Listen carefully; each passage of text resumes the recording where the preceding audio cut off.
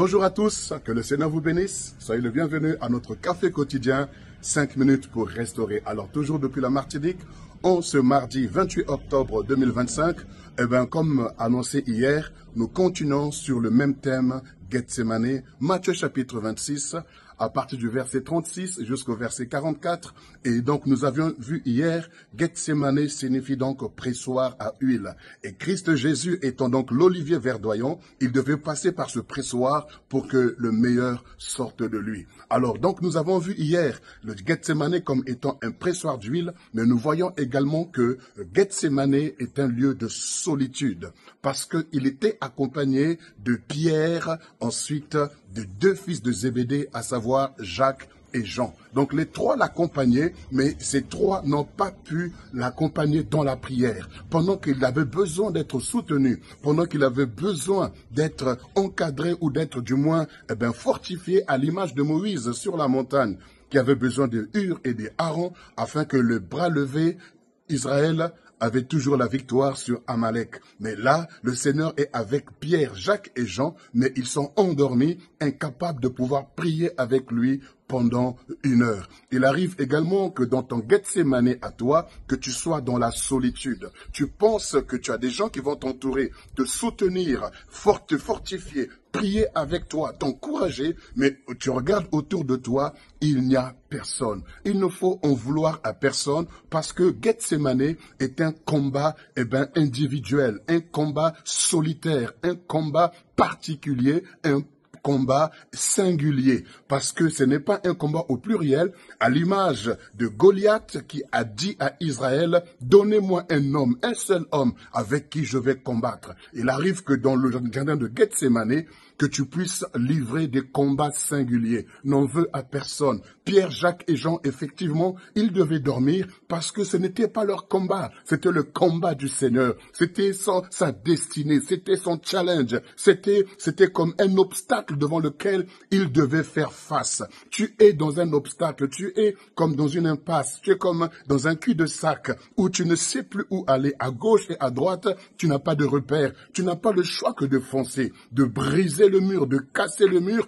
et de pouvoir percer et d'avancer. Oui, jardin de Gethsémané, c'est la solitude. Personne ne te comprend. Personne n'entend les cris que tu peux pousser. C'est une période par laquelle le Seigneur te fait passer, parce qu'il veut que tu mènes ce combat singulier, que tu mettes tes genoux à terre et que tu parles à ton Dieu. Tu déchires ton cœur devant lui, tu t'exprimes librement. N'indexe personne, n'en veux à personne, ne te condamne pas non plus, mais c'est une période qui va t'amener à vivre une nouvelle saison de ta vie, une nouvelle dimension de ta vie, une nouvelle hauteur avec laquelle le Seigneur va vivre des choses nouvelles avec toi. Mais il faut que tu payes le prix dans la solitude. La solitude où tu es en proie à l'angoisse, à la tristesse. La solitude où les larmes coulent, mais personne pour les essuyer. La solitude où tu entends un encouragement, mais tu ne reçois de personne. La solitude où tu attends un soutien de quelqu'un, mais tu n'as personne. Oui, parce que dans le jardin de Gethsémané, il n'est pas question de Pierre, Jacques et Jean, mais il est question de Jésus